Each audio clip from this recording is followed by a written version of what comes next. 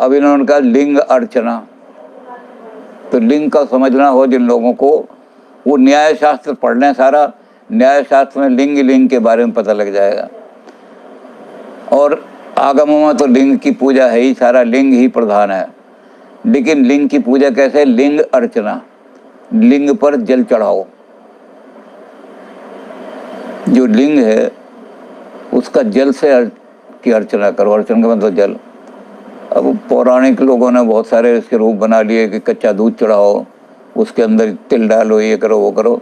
लेकिन आगम क्या कहते हैं? अर्चना जल से भगवान की अर्चना करो।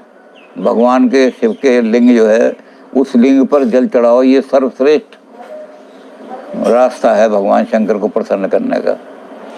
तो इस अर्चना के बारे में कहानी है बहुत लंबी चौड़ी, कि जिस समय सागर मंथन हो रहा था, समुद्र का मंथन कर रहे थे, एक तरफ राक्षस थे और एक तरफ देवता थे। उन्होंने उस रस्सी बनाई हुई थी इसकी नाग की, और बड़ा जबरदस्त मंथन चल रहा था। तो इतना भयंकर नाग जो था, जब उससे मंथन होने लगा तो उसके मुख से जहर निकलने लगा, और वो समुद्र में से भी जहर की पर समुद्र को जब मथने लगे तो वहाँ गर्मी हो गई, और इतना सारा गरल है समुद्र में से निकल रहा है। भगवान शंकर उसे उठा के पी गए, और जैसे ही उन्होंने जहर पिया, वो सारे शरीर जो जहर की ज्वालाएं थी उनके शरीर में से निकलने लगे। भगवान शंकर देवताओं को उनको कह के तुम मंथन करो, मैं बैठता हूँ, मेरे शरीर में ज्वालाएं निकल रही हैं। वो जाके बैठ गए भगवान शंकर, और उनके शरीर से इतना पसीना निकला गर्मी के कारण से कि उससे दो नदियां बहने लगी। एक तरफ नर्मदा जो पश्चिम की तरफ चली गई, इसलिए उसको शिव तनया कहते हैं। शिव की पुत्री है नर्मदा। नर्मदा नदी भगवान शंकर के शरीर से जो पसीना निकल रहा था गर्मी के मारे, उस पसीने से नर्मदा नदी निकली। और एक जो दूसरी तरफ से निकल रहा था पसीना, वो उत्तर की तरफ चला आया, पश्चिम की तरफ, वो गंगा में आके मिल गया बिहार में, उसका नाम है सोनभद्र। तो दो नदियां उनके शरीर से बहने लगी, इतना पसीना आ रहा था। तो ब्रह्मा ने कहा कि शिव ने तुम्हारे लिए जहर पिया है और उसकी यह हालत हो रही है, गर्मी के मारे, पसीने के मारे शरीर जल रहा है, तो तुम उसका इतना तो करो कि वहाँ पानी से उसके शरीर को ठंडा करो। तो जिस देवता के पास जो साधन था, जिसके पास कमंडल था कमंडल, जिसके पास बाल्टी थी बाल्टी, जिसके पास वो जो भी साधन था, नहीं था तो चुल्लू में लेकर के पानी और भगवान शंकर के ऊपर चढ़ाने लगे। और इतना जल चढ़ाया ना, भगवान शंकर शांत हो गए। उन नदियों में वो जल चला गया पसीने के साथ साथ, और वो नदियाँ आज तक चल रही हैं, इतना जल चढ़ाया। और जब भगवान शंकर शांत हो गए तो जो उनकी आराधना करने आए थे, उन्होंने भगवान शंकर ने उसको अंग्रेजी में कहते हैं कोवेनेंट।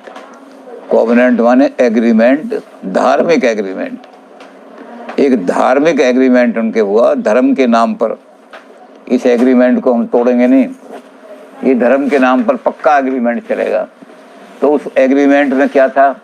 भगवान शंकर ने कहा कि आज हमारा और तुम्हारा एक एग्रीमेंट हो रहा है, न तुम इसको तोड़ोगे न मैं इसको तोड़ूंगा, क्योंकि धार्मिक है, कोवेनेंट है। तो उन्होंने कहा क्या कहते? ये है कि तुम मेरे ऊपर जल डाला करके चढ़ाओ और मुझे शांत करो, जितना मुझे शांत करो, और मैं तुम्हारे जीवन का जितना जहर है सब पी लूंगा। तुम्हारे जीवन में जितना जहर भर गया है, करवाहट भर गई है, मुसीबतें भर गई हैं, आपत्तियां आ गई हैं, तो तुम्हारे जहर को मैं ऐसे ही पी जाऊंगा। तो भगवान शंकर का जो वायदा है कि तुम मेरे ऊपर जल चढ़ाओ, मैं तुम्हारे जीवन का जहर पी लूंगा। भगवान शंकर ने कहा कि आज हमारा और तुम्हारा एक एग्रीमेंट हो रहा है, न तुम इसको तोड़ोगे न मैं इसको तोड़ूंगा, क्योंकि धार्मिक है, कोवेनेंट है। तो उन्होंने कहा क्या कहते? ये है कि तुम मेरे ऊपर जल डाला करके चढ़ाओ और मुझे शांत करो, जितना मुझे शांत करो, और मैं तुम्हारे जीवन का जितना जहर है सब पी लूंगा। तुम्हारे जीवन में जितना जहर भर गया है, करवाहट भर गई है, मुसीबतें भर गई हैं, आपत्तियां आ गई हैं, तो तुम्हारे जहर को मैं ऐसे ही पी जाऊंगा। तो भगवान शंकर का जो वायदा है कि तुम मेरे ऊपर जल चढ़ाओ, मैं तुम्हारे जीवन का जहर पी लूंगा। तो इन्होंने कहा कि ये अर्चना जो है जल से होनी चाहिए भगवान की। अब उसमें जल को करने के लिए आप दूध वूध डाल लेते हैं, लेकिन यहाँ तो भगवान शंकर तो पानी से ही प्रसन्न हो जाते हैं, जल से ही प्रसन्न हो जाते हैं। प्रसन्नाननम नीलकंठम दयालम, भगवान शंकर हमेशा प्रसन्न रहते हैं। तो प्रसन्न हो गए, उन्होंने वादा कर लिया। तो अब ये कहते हैं कि सर्वश्रेष्ठ जो भगवान की आराधना है वो है लिंग अर्चन, लिंग पर जल चढ़ाओ। जो लिंग है प्रतीक है उस ऐसी शक्ति का, जो शक्ति अव्यक्त है, उस शक्ति के प्रतीक पे जाकर के, और जब तुम जल चढ़ाओगे तो उसे याद आ जाएगा उस शक्ति को कि मैंने लोगों के साथ वायदा किया हुआ है। ये लोग अपना वायदा पूरा कर रहे हैं, जल चढ़ा रहे हैं, तो मैं भी अपना वायदा पूरा करूँ, इनके जीवन में जो जहर है उसको मैं पी लूँ। तो ये कहानी बहुत विस्तार से पुराणों में है, सभी में।